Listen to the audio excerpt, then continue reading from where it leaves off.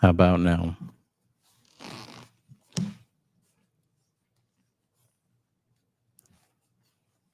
Sound checks are always the toughest part of doing this. Sometimes it cuts in and out, but we'll work through it.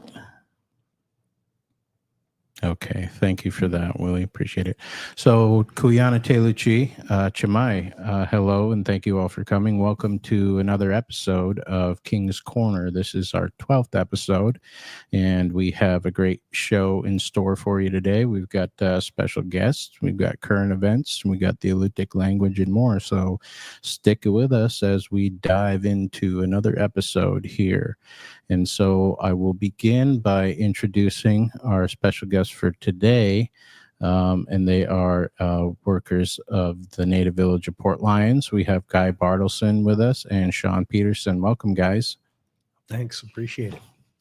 Cool. So it's great to have you guys on, and appreciate you guys taking the time to hang out with us a little bit and let the folks at home get to know you a little more and learn about what's going on in your jobs. So welcome. Do you guys, anybody want to give a shout out before we get started? Sure. Just, pretty much family and friends. Hope everybody's doing okay out there. Cool. Right on. Good stuff. Good stuff. All right, so we will jump right in. We're going to be interviewing Guy and Sean today, and we're going to find out some more about them and about what they have going on at the farm there. So should be informative and should be fun. So let's dive right in. Okay, and I know most of us, we all know Guy, but for somebody who doesn't live here, or a viewer who's not on the island, may not know about you guys. So where are you all from? Well, let's see. Originally born in Idaho, moved up to Alaska, and I was just a little tiny 4-year-old guy. Pretty much in the States since then. So, right. Cool. Right on. What about you, Sean? Originally born in Anchorage, but raised in Nakiak. Cool. Kashukwak, huh? Nice. Shout out to all the folks there down in Kashukwak, down in Akiak. And you mentioned where you pretty much grew up here, right, Guy? Yeah, all around the state. Son of a construction electrician, so we moved around a lot, which is cool. Got to see a lot of the state. For sure. Cool. And Sean, where did you grow up? Mainly in Akiak, or? I grew up like half of my life in Akiak and the rest in Kodiak and Port Lions. Oh, okay. Cool. What's your favorite? Gonna have to take Akiak on here. Nice. Right on. Cool. I haven't actually been down that far south, so I don't know what it's like, but there's not much trees, but it's very fun. Right. Cool. Right on.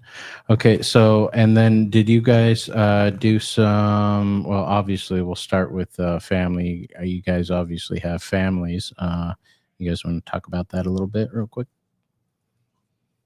Sure. Yeah. I mean, excuse me. Most of my family's here in Port Lions and on Kodiak and Archipelago. Sure. Yeah. Obviously, like we all do have a few relatives, satellite here and there running around. I have a sister in Washington State. But that's Quinta, right? That's Quinta, the youngest of my siblings. Yeah. Cool. Yeah. And then, just a whole carload of kidders and grandkidders and awesome nieces and nephews, and getting older. I think I have a couple grand ones in there coming along pretty quick, Oh, yep, for sure. That's cool. And Sean, where's your family? A lot of my family's scattered. Got family, cousins in Nakiak. I got family in Anchorage. Cool. Yeah, now I'm adopted to Jack, and now I got family in the lower 48. Nice. So you got a big family now, huh? Yeah, I grew. That's awesome. 2 times bigger than it was now. That's awesome. Very cool. It is. Very cool. Okay, let's talk about some work history. And I know, Guy, you've done a bunch of different jobs in your past. You want to touch on them a little bit? Yeah, quite a mixed bag. Let's see. I was a commercial fisherman, a stevedore, ASC certified mechanic, ran my own shop.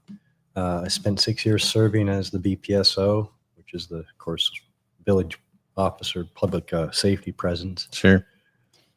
Yeah. And then I did a little bit of a tour over in the camp we all affectionately call DIG, Bognac, Mm, putting up structures and buildings and helping out with camp. I did that for several years and went from that right into the farming up here. So cool. Good deal. And I know, Sean, you're a bit younger, but I know you've done a few different things in your time, huh? Do you want to talk about that a little bit? You can bring the mic a little closer if you could, too, brother. There you go. Yeah, I only had 2, I think, real jobs, and one's just mowing lawns, and one is working at the farm, Cool. and the other ones were just side jobs, like Good little deal. ones. Yeah. Okay, good deal. Right on. And then what would some of your hobbies be, Guy? you know, everyone knows I'm the comic guy, so I have to throw that out there right away. Right. I've been, excuse me, I've been a comic collector pretty much my whole life. You know, something that's fun. I get to share that with my grandkids. Mm. They love doing that too, so it's a lot of fun for Cool. all the generations. But living where I do, hunting, fishing, you know, hiking, gathering firewood, spending time with family, just enjoying the island and life. Cool. Yeah. Good deal. What about you, Sean? What are some of your hobbies? Work. Every once in a while, I'll play video games, but outside stuff like Mhm. fishing and hunting, all that. Cool. Honda riding, right? Yeah, Honda riding is one of them. That's always been one of my favorites too, for sure. Especially, obviously in the village, you don't get to do that everywhere. So it's pretty fun to just hop on the bike and go for a cruise around town. That's pretty good stuff. All right. So you guys both work in what we would designate as agriculture now. Is this something that you guys kind of fell into, or something that that you enjoyed beforehand, or what do you guys think about that? To tell you the truth, it was an opportunity that kind of presented itself to me. The native village of Port Lions was at the time real interested in trying to start a local farm.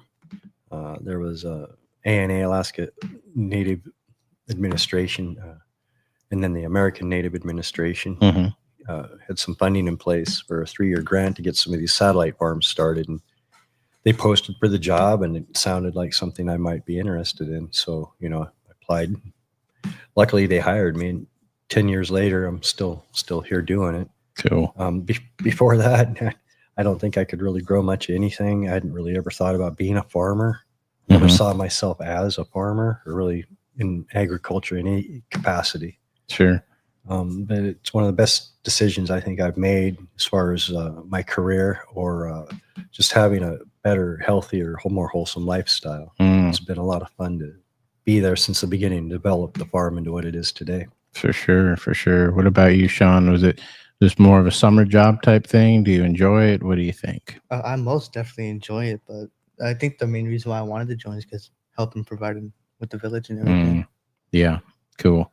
Yeah, that's a big one. And I know we enjoy the fruits of your guys' labor. So it always turns out really well. And so for you folks at home, I'll start. I've got some pictures of the farm that I'll be sharing with you guys as we do the interview, as we go through it. And so I'll have the pictures up and we'll continue on. And I'll try and get through all of them. I think I have 10 or so to get through. So so you guys can check that out.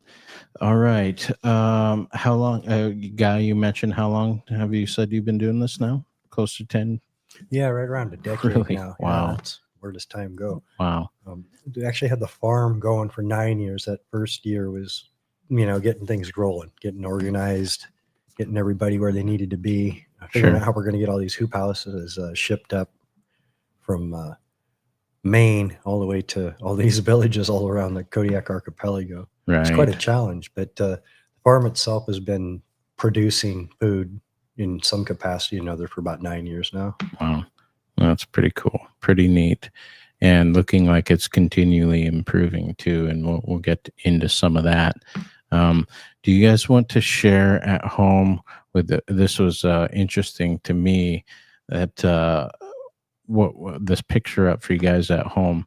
Could you describe what we have here in that center bed there? What these tree looking things are?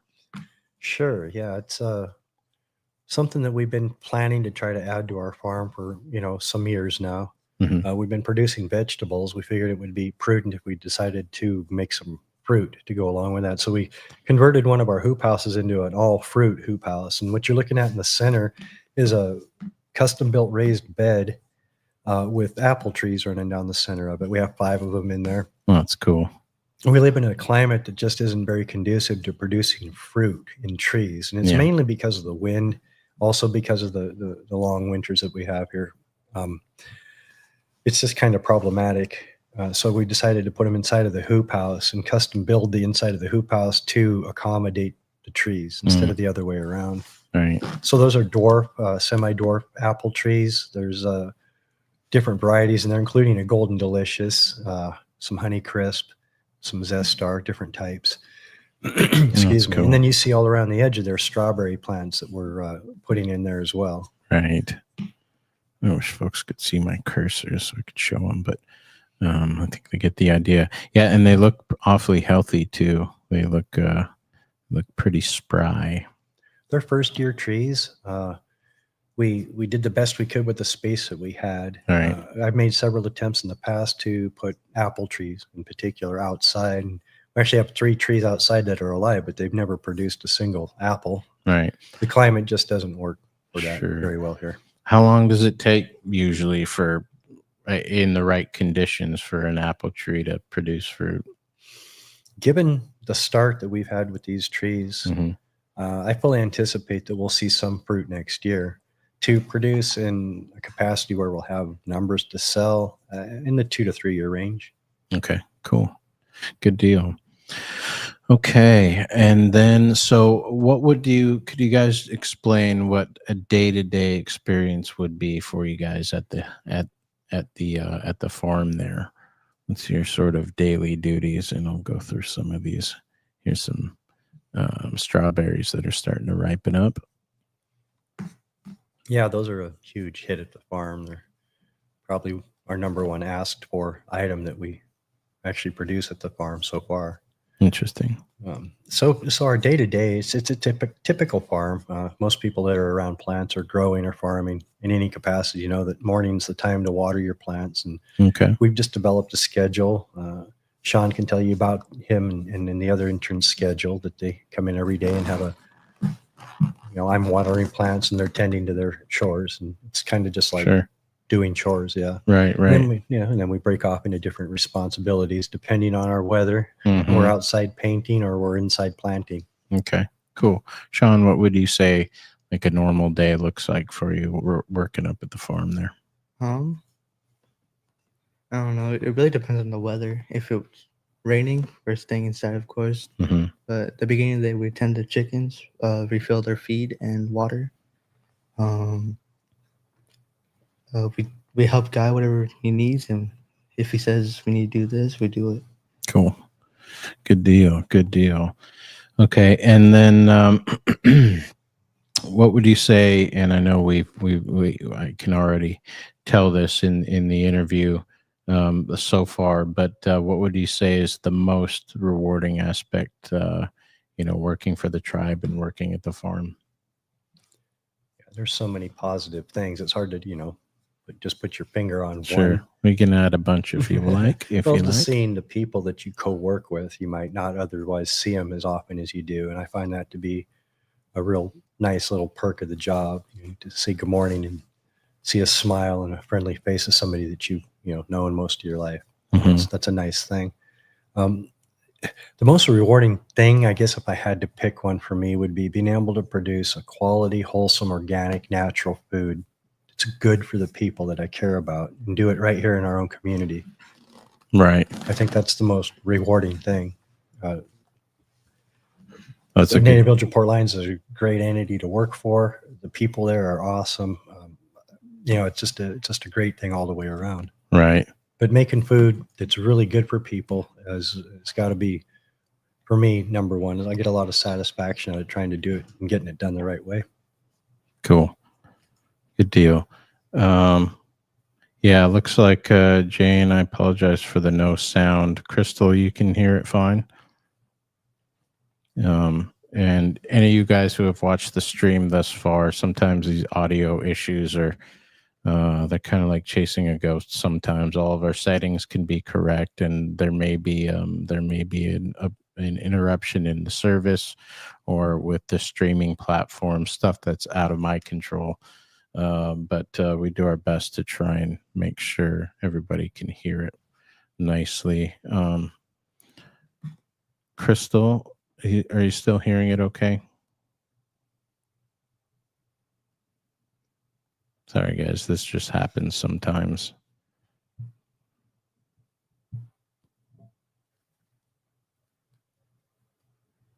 Okay, thanks, Crystal. Thank you for that. So it was Jane Dobson. I apologize. I don't know why you don't have sound on your end. We have others that are online watching that can hear us, and maybe it could be on your end. Maybe your speakers are down, Jane. But I'm looking at all of my functions here, and it looks like we're good on this end at least. So yeah, it's pretty neat what you were mentioning, Guy, about providing a good quality product to the members and then to the community as well. So I appreciate that. I think maybe part of the reason why I feel so strongly about that is because of where we live. We're so remote. We don't have a store. So access to food, especially fresh food, is a problem at best for us. So I think that might be why I take a little extra satisfaction in being able to put that out there. Sure, for sure. Make sure I'm just double checking, making sure that we have our levels where they should be. Okay, great. And then so what do you guys think would be, and I'd like to hear from both of you on this, what's the biggest challenge of doing the type of work that you guys do?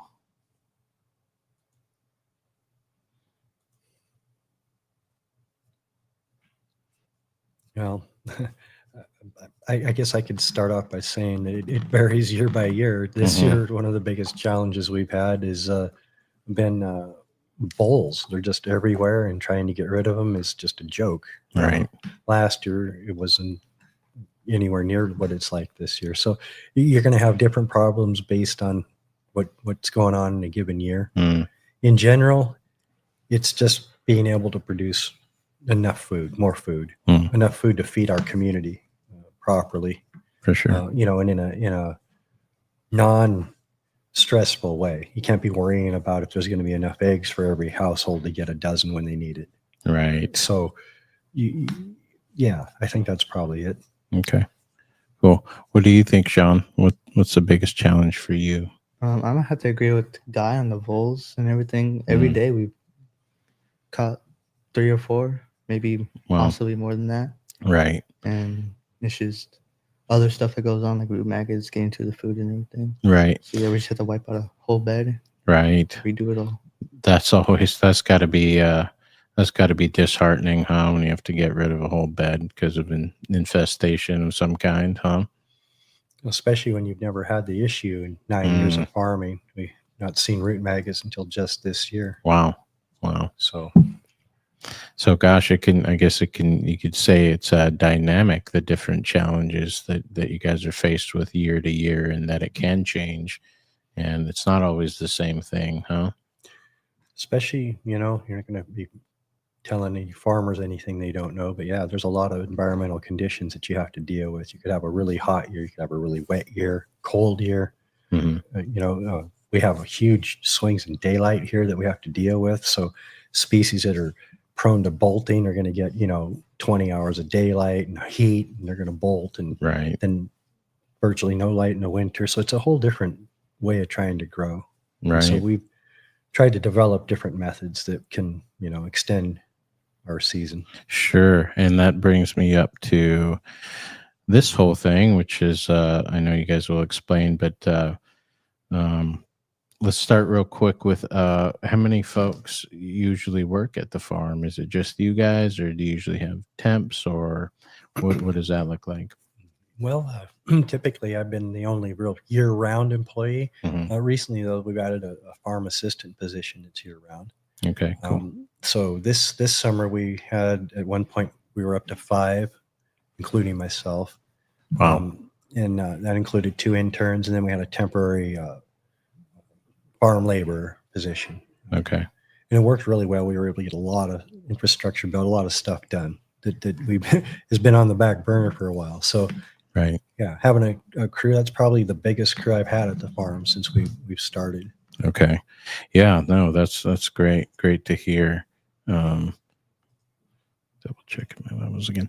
Yeah, no, that's great to hear, to have that many folks helping out. And obviously the summer would be your most busy part of the season, or Oh yeah, that's going to change though, right. based Right. on what you're seeing in the picture there. Right, which brings me to one of my other questions: is what's new that's going on at the farm that you guys want to talk about? And I brought this up here so folks can see it too.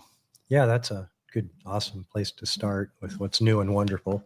What you're looking at are 8-foot by 40-foot Connex units that have been converted into self-contained growing systems. 3 of them. One of them is a processing unit. And they're all, of course, USDA, FDA approved for producing and growing and cleaning food. Hmm. You can see in this picture here the inside of one of the units. We're using all hydroponic methods inside of these units. I've got a couple containers with soil in there, like I did like 3 cucumbers and a couple tomato plants just to compare them to the hydroponic. Hmm. So the only difference here is that some of the cucumbers are in soil, some of the tomatoes are in soil. And so they have the same light, Okay. same atmosphere and everything going on. Sure. You can really compare exactly how superior hydroponic growing can be if done right. Hmm. We're looking at triple the size and the same amount of growing time. Wow. Wow, that's a big difference, huh? And something, and I know we talked about this when we were, I was sort of asking questions, in leading up to this interview, is, can you heat these, or is that the plan to have them going in the wintertime? Right. So yeah, these are designed to grow year round. Okay. Typically in the past, we basically shut the farm down except for producing our chicken eggs and a couple of small hydroponic cabinets we have because we had no place to grow. Right. These give us a large footprint to grow a sizable amount of food all year long, including the dead of winter. They're self-contained. They have built-in atmosphere controls in ventilation and CO2 production, in humidity and dehumidifying function. They're Toyo stove heated. Mm. Each one has their own electrical panel and is self-contained with fans and dosing equipment control ports. So they can be configured and utilized in several different ways, all designed towards hydroponic growing. Okay. Cool. And I know you mentioned chickens, and when I was there at the farm this last week, I just saw this big, beautiful bird. And man, he's a good-looking guy, isn't he? But that's your guys' newest rooster, is that right? Yeah, Sean's new buddy. Yeah, impressive specimen he is. And then the chickens just look super healthy too. That was one thing I noticed. I mean, they looked really, really healthy. My interns, they do a great job with tending the chickens. Yeah, credit to all of you guys there that work at the farm and put in that effort. It shows for sure. I'm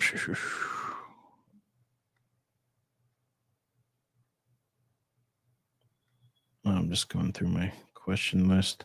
Okay, so what kind of advice would you guys give to someone who may be interested in doing farming or agriculture work? What would be something that you could share with them that maybe they wouldn't know from the outset?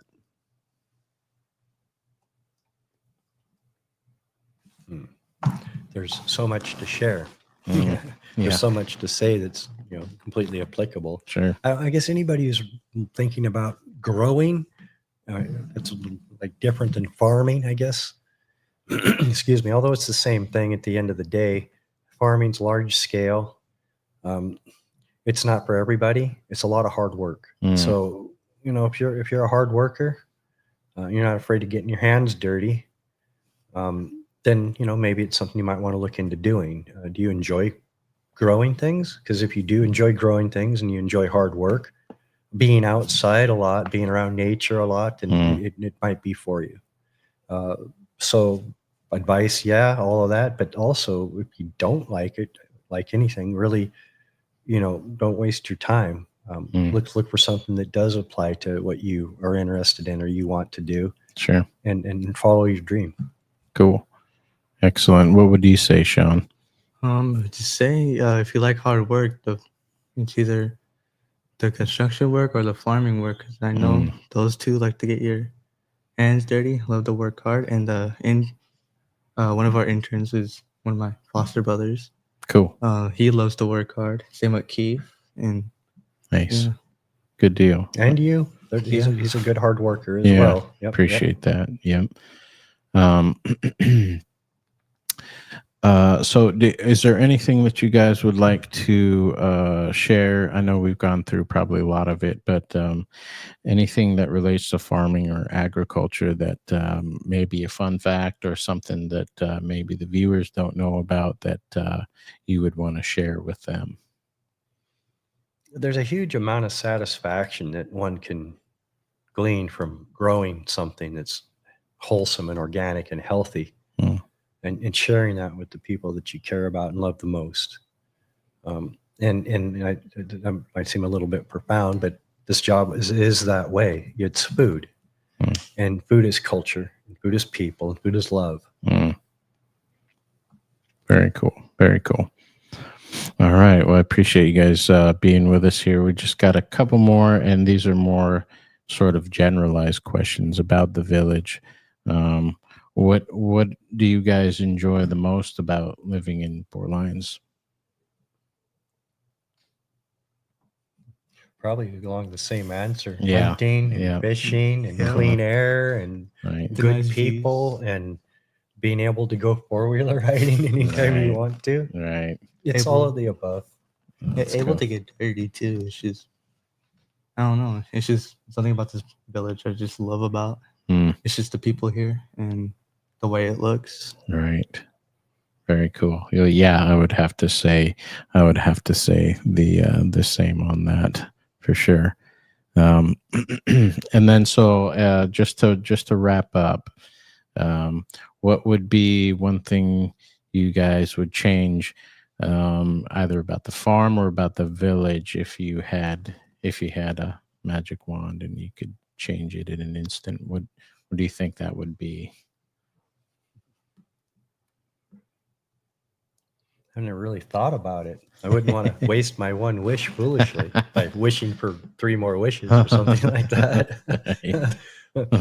I've always thought maybe something like along the lines of food and farm would be maybe a local store where we could put all the good, awesome, natural, organic, healthy food we grow out.